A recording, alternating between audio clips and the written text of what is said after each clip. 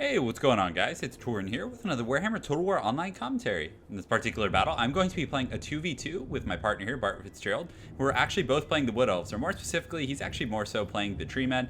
He does have an Ancient Tree Men here, a bunch of Dryads, as well as Treekin in the front line. Myself, I have more of an Elf-centric army here. I do have Orion leading the pack, or Mel Gibson, as we like to call him, some Glade Guards. Eternal Guard's more of a traditional army there. So as far as our opponents go, we are playing against an Empire opponent as well as the Greenskins, and we are indeed playing on the Fall of Man. This is actually a pretty interesting map. You guys go ahead and take a look here real quick. So I actually had never played it before, so I was like, hey, it sounds like fun, looks cool, has an awesome name, let's try it. So it turns out that one of the deployment zones is actually on the top of the hill. So our opponents could have deployed here and here and just had complete control over the top here. But thankfully for us, they decided to deploy on the far side of the map, which gave us some cushion. But regardless, it seems a very heavily advantaged towards one team, but thankfully our opponents didn't abuse that, and it made for a pretty good game.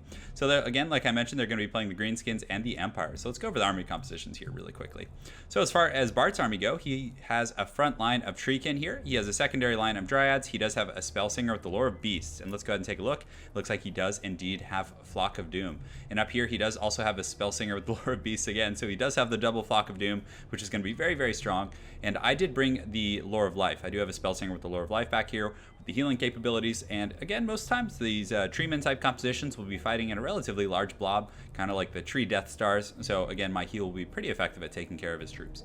As far as my army composition goes, I have a Way Stalker. I do have a group of Way Watchers, and I just like these guys a lot. I know they run out of ammunition, and in 2v2 they really might not be that cost effective, but they're just such a fun unit for sniping out important targets.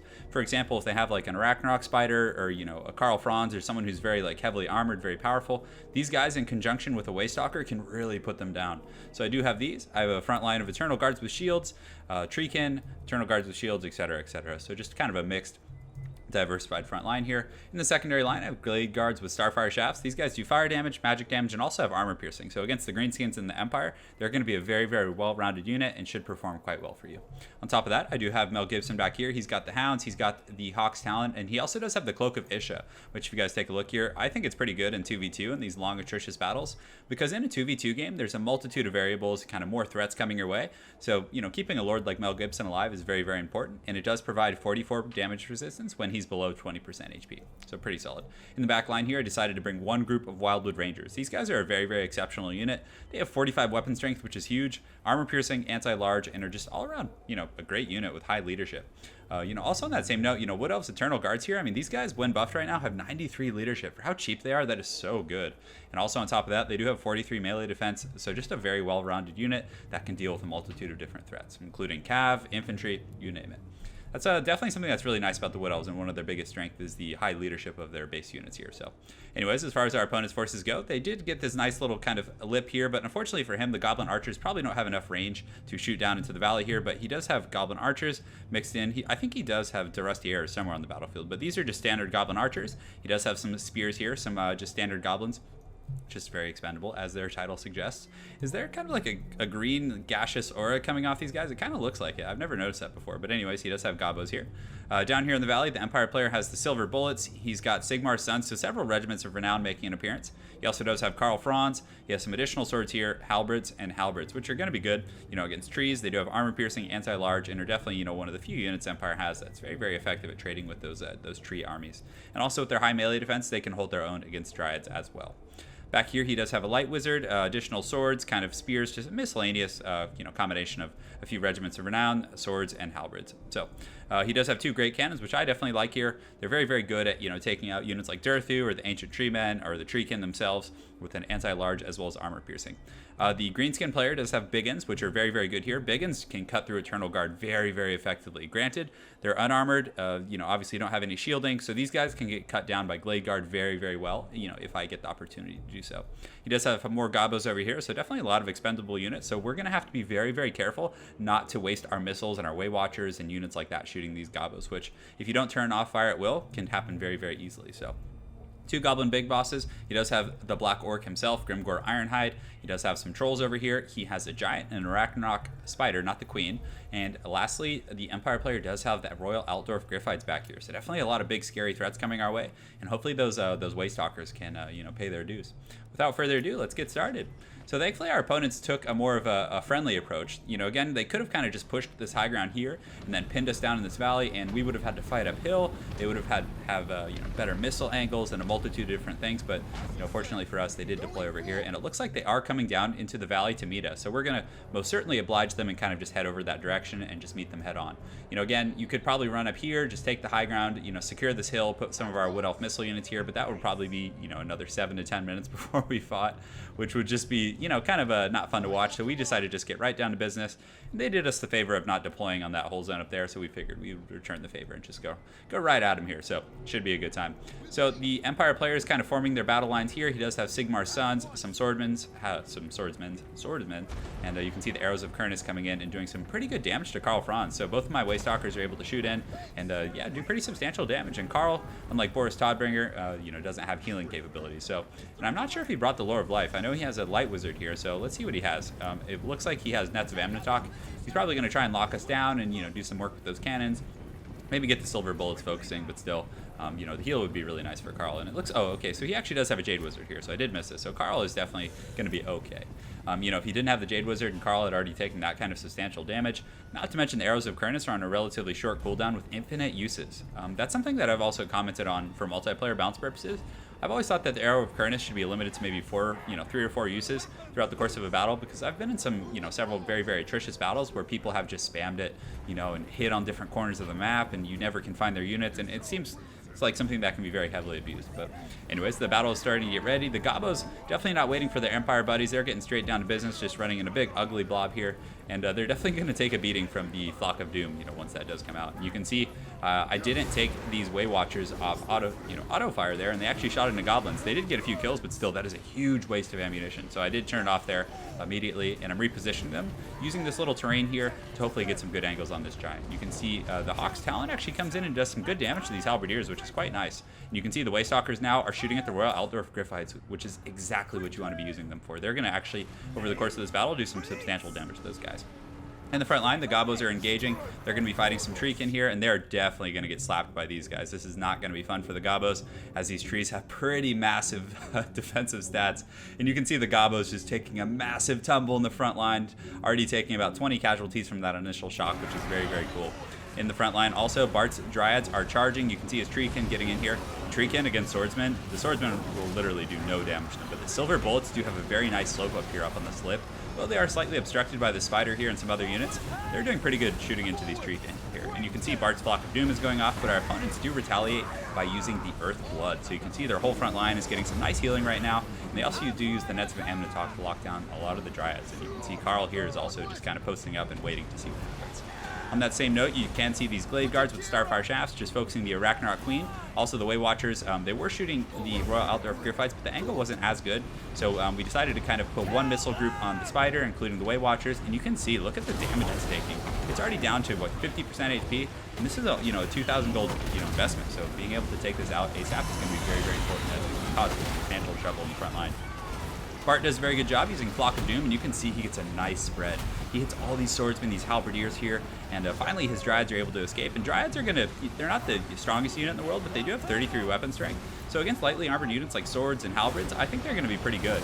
They do have a vulnerability to fire, but as far as I know, our opponents didn't bring any fire funny business, so we are A-okay there. So you can see the Wood Elf missile units are definitely outclassing these Silver Bullets, definitely laying some punishment, and these Waystalkers continuing to just do some serious work and rout off this Arachnarok Queen.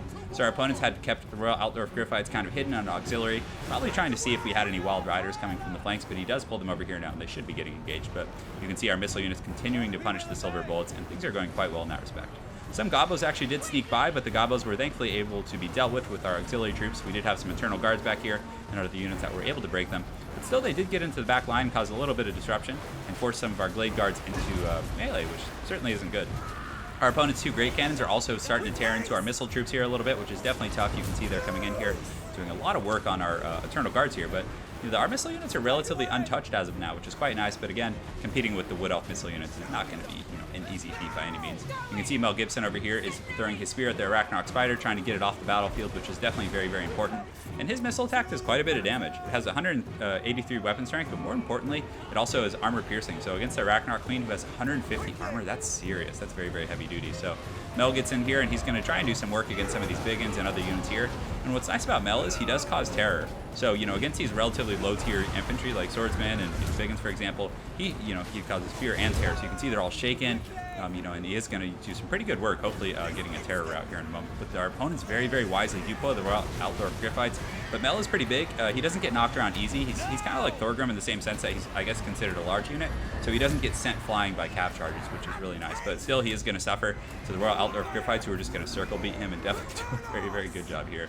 Over in the front line, you can see a very, very heated battle up here. You can see this giant is fighting. The Spellsinger with the Lore of Beasts is doing a pretty good job actually fighting Carl, but Carl was able to push off this ancient tree man and break him, which is pretty scary considering they do have all these gobos here. And I could have sworn they have Durusty Arrows, but I guess they don't. But still, they do have Night Goblin Archers, which are going to poison him and should be able to drive him off the battlefield. So definitely a very scary situation for us up here. And you can see all the gobos now are focusing down on the Spellsinger with the Lore of Beasts, but it does get a very good Flock of Doom here, which does a pretty nice spread of damage. Over here, you can see some Eternal Guards are trying to advance on these cannons, but our opponents do use the Net of Amnitok and lock them down, which was very, very tough. And those cannons continue to just pepper in. Granted, the cannons aren't going to do the most damage against, I guess, Blade Guards or missile units like that, but still over the course of the battle, if they remain focused on those groups, they could rout them off pretty effectively. But thankfully, our Glade Guards here are doing a good job just punishing the silver bullets. And you can see their HP is tanking quite a bit. These Glade Guards have already actually racked up 60 kills, which is pretty solid. Over here, the Royal Outlaw Griffites, Mel Gibson was able to sneak away to his spears earlier, so he's actually back. He's happy. He's chasing off some Biggins with his spears. And these Eternal Guards were able to come in and cover and do a pretty good job of actually locking down the Royal Outlaw Griffites. And the Wood Elf missile units, pretty much all of them, the Glade Guards with the Starfire Shafts and the Waystalkers, are really, really going to punish these units with their armor piercing. So definitely a very good situation here. It's a very pitched melee battle here. You can see some Eternal Guards are still eager, despite the fact that they're only at 30 models. They're at 75 leadership, 64, 52 leadership now, and just doing a very good job. It's just a testament to how truly sturdy these Wood Elf kind of frontliners are. The Way Watchers here are doing a pretty solid job just shooting up the hill, trying to put this giant down. Because this giant, it was kind of like mixed in the trees, and I do have the foliage hidden right now, so you guys can't see the full extent of it. But it was fighting up in the trees earlier, and it was very, very hard to get our missile troops on it. But thankfully, it did come out of the trees. And now Wood Elves are, focusing it, and they're very, very exceptional at taking out large units like this. And you can see the giant is now broken with -5 leadership and only 285 HP. So that was a pretty good situation for us. In the back line, you can see some of these gobos are actually, they had come back from route and were pressuring us. These Glade Guards here were the ones that had gotten focused by cannons, so they definitely weren't happy about that, but they're keeping these gobos occupied, thankfully. Let's go ahead here, and it looks like the fight has kind of pushed up the hill a little bit. You can see here, we do have some Eternal Guards that push back, trying to get them to the cannons. They were able to get there, but our opponents, very, very well played, got these Royal Outlaw Griffites, and were able to use them to kind of support back line and protect these cannons, because this is kind of one of the last bastions of strength they really have. In the front line, you can see Karl Franz did take an absolute beating from Mel Gibson, as well as these missile troops. So he did engage, trying to get a nice little charge on Mel Gibson here, but unfortunately, he took all that Glade Guard, all that Way Watcher fire, and Mel Gibson, of course, also hits like a truck. He has 512 weapon strength, armor piercing, and it's just an absolute beast in melee. The one downside of him, obviously, is he only does have 30 armor, so, focus missile fire and things like that can be very scary. But with the Cloak of Isha, you can usually, be pretty safe with him and not, worry too much. But some of these Wildwood Rangers were able to push up the hill, and with the anti-large armor piercing, you can see they just cut the Royal Outlaw Griffites to pieces. You can see they do a little battle roar with their lord there. Very, very cool situation. They should be pushing back to the front line. Let's go over here to the tree battle. Bard's troops are definitely holding line. They've had a very, very tough battle fighting against Grimgor. You can see he has the Gitsnick, which gives 22% weapon damage, 36% armor piercing. He has Wah. He has all these buffs. But still, these tree kin are just so resilient. And their leadership, despite all this, they're still steady. Now, it looks like there was a group that was shaken. Of course, they only have 3 models, but he does have some of my Eternal Guards mixed in here, and they are just holding the line. And you can see a lot of these halberds are shaken or being run off, and now they're taking this crossfire. But one issue we're going to run into is a lot of our missile units are starting to run out of ammunition. So even though the Mounts of Power looks really, really good for us, we do have these Way Watchers here who have barely any ammunition left, and they have been jumped by this big boss. So that's definitely a tough situation for us. And, the Glade Guards here are also just about to run out of ammunition. So the tide could most certainly turn in our opponent's favor, considering they do still have a Grimgor here. They have a Light Wizard. They do have some halberds here as well. But in the backline, some of these units have advanced. You can see our 2 Waystalkers are pushing up the hill. These Glade Guards, they got their swords out. They're ready to get into melee. And against cannon crews, they should be okay. Our opponents do have a Goblin Big Boss as well as a Jade Wizard back here, still continuing to fight, and some of the lads. But the lads against Wildwood Rangers, though Wildwood Rangers are, inherently designed to fight very large units, they're still going to cut these goblins to pieces with their 45 weapon strength. You can see the Eternal Guards. It seems like a pretty ineffective combat animation. You guys see that? He kind of like swung the spear sideways and like whacked the guy with the side of it rather than kind of, I guess, spearing him, you could say. But still, it's a pretty heated fight here. You can see the Gobos are actually, despite all the circumstances, are fighting to the death. They are wavering, but they do have an Earthblood on them, so we'll see how long they continue to fight here. Hopefully, for Bart and I, they will break momentarily. You can see Mel Gibson needing to run a little bit. He was taking some serious fire right now, and he's definitely going to have a good time spearing some of these guys, because the magic bullet, not the magic bullets, the silver bullets kind of positioned up here on the hill. You can see some of our Glade Guards are shooting at them. They also do have this cannon crew, which is coming back, and if they get back on that cannon, it's going to be pretty tough. But the Waystalkers have been really useful here. They have 42 move speed. They're pretty quick. They can also, I believe they can shoot while they're moving. And they've done a really good job just kind of chasing down these last units here. But you can see Mel Gibson takes a beating, and he's really low. So this is where the Cloak of Isha is going to come in really, really useful in these close, tight battles where losing him could send a lot of units into mass rout. But you can see those darn silver bullets still just doing some great work. Our opponent's doing a very good job of finding them on the lip here. So we're just pushing up the hill. A lot of the enemy units are routing up here. You can see Bart's Ancient Treeman just being an absolute boss. Look at this guy. He's steady. He has 700 HP. He doesn't care. He's making sure these Gobos don't come back. Because if these Gobos were able to come back, they might be able to focus him down. So he's definitely very, very intent on chasing them down here, which is pretty great. A lot of the Dryads are coming out of the forest, very thematic of them. They did a great job. Let's go ahead and see how many kills. These guys have 75 kills, so very, very well played. They did a good job versus those swords and those biggins and those halberdiers, and you can see the Treekin are also shambling with them, which is very, very cool. Down here, Grimgor is continuing to fight. He's an absolute trooper, but the Arachnarok Queen, not the Queen, but the Spiders actually came back as well. So we had thought we had gotten rid of that, but in this very close battle, this is a scary situation because the Arachnarok Spider does have heavy armor piercing for 380. Thankfully, that Earthblood is helping to negate a lot of that damage. You can see the Glade Guards here, who pretty much have no ammunition left, or, I guess they have a little bit. I'm not sure how they got into melee, but still, they're coming in to help, and they do get a rear charge on the Spider, which is definitely going to be a bit of a leadership hit. But unfortunately, Grimgor is still here. He's still fighting, and let's see how many kills he has. So he only has 1 kill. Man, that's pretty rough. So I guess he's just been kind of trying to chop down these big trees all game and hasn't been having a lot of success, but I'm sure he's done a ton of HP damage, and I think that was his... Yeah, that doesn't make sense. I saw him just kill a tree cannon. His kill count didn't go up, so I'm not sure what's going on there. But regardless, Grimgor's continuing to fight, and some of the great cannons actually got back online over here. But thankfully, our Waystalker, he's running over here. He's got his blades out. He's able to kind of keep these guys busy, and at that point, he's able to turn around. He does have some ammunition left, which is quite nice. You can see an arrow Kernus going over there, trying to snipe out Grimgor. And he's also shooting goblins. He is just doing tons of work. So right now in the back line, the Bard's troops, his Ancient Treeman, the Spellslinger with the Lore of Beasts, and a few of his other guys are making sure that all these units stay off the battlefield, because in a very close battle like this, that could make all the difference. If some of those Goblin Archers were to come back and shoot down the Ancient Treemen, there could be some serious leadership hits across the front line. So you can see Mel, he's definitely doing his thing. He's doing a little Baywatch action here, coming back to the front line. And in close battles, Mel also is very good because he does cause terror. So in terror and pitched, long battles can make all the difference. Our opponent's Goblin Big Boss does break off the battlefield, and at this point, it pretty much just looks like it's Grimgor fighting. He is steady, and you can see he does have a leadership hit from his friend's routing. Our opponent's Light Wizard also broke at this point. So very, very tough pitched battle, but very, very well played to our opponent. Let's go ahead and fast forward here. You can see Mel's going to get in here in these Waystalkers, and they're essentially just going to surround Grimgor, and he's going to break from army losses at this point. So again, great game. It was a lot of fun. I always love those 2v2 maps, like the Fallen Man. I'd actually never played that before. I didn't know that the deployment was like that, but thankfully it worked out okay for us. And, our opponents, they might have thought we were going to deploy on the far side, so they took that high ground. I don't know if they were doing that or what their plan was, but it worked out pretty well.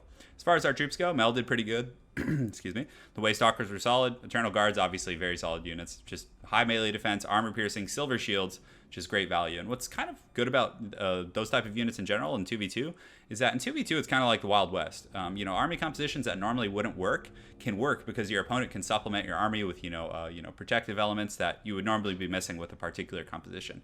So getting very well-rounded units like Eternal Guards is pretty solid, and Treekin too. Treekin, 82 kills, 33 isn't bad. Granted, a lot of those might have been on goblins and low-tier troops. Still, look at the HP damage they took. So that was very solid there. The Glade Guards performed very well, as well as the Wildwood Rangers. The Way Watchers, the entire time they were focusing the Spider or the Giant or Heroic units, so they didn't rack up a lot of kills. And I'm not sure how they took all that damage, but I believe our opponent was able to get the Royal Outdoor Griphites on them or something and was able to really punish them. So very well played on our opponent's part there. I wish I could click on Bart's army and show you, but his Dryads racked up a ton of kills. I think they got like between 40 and 75 or 40 and 80 apiece, which is great. Granted, there was a lot of goblins and fodder, but still, they did pretty well against the Empire infantry as well. Ancient Treeman, great performer. You saw him. He took a beating. He came back strong and was able to chase off those troops. So very solid stuff. A lot of the large units from our opponent's army, because when you do a Gabo-centric army like this, you need your big units to perform. You need that Arachnarok Spider to have 100 kills, 200 kills on important units, and same with the Giant. But our Missile Fire was able to do really good at suppressing those guys, and also the Treekin were able to take quite a beating. So something was up with Grimgor. You can see he actually had 74 kills. I don't know if I was reading the wrong metric there, but I probably was, but 74 kills is definitely a lot, considering he was fighting Treekin and Dryads in the front line. So anyways, very well played to our opponents, GS, Gensu, and Aura. It was a lot of fun. I look forward to seeing you guys again on ladder, and I hope you all have an excellent night. Well, I suppose that wasn't a ladder, but in a multiplayer battle. How's that? Anyways, have an excellent night, guys, and take care.